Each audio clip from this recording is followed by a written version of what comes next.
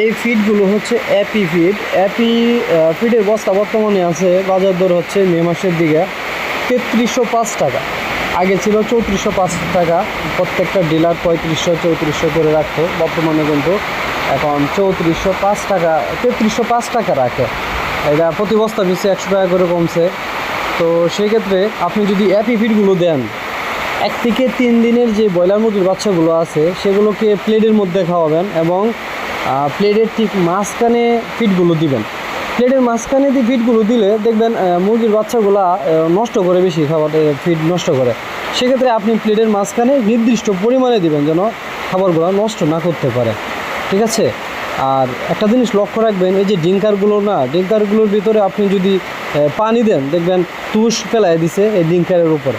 সেক্ষেত্রে খেয়াল রাখতে হবে আপনাকে ডিঙ্কার এই যে তুষগুলো পরিষ্কার করে দিতে হবে, নিচে কোনো কার্টুন বা কাঠ দিতে হবে, ঠিক আছে? এই যে এখানে ময়লা হয়ে আছে কিন্তু এই জিনিসটা খেয়াল রাখতে হবে।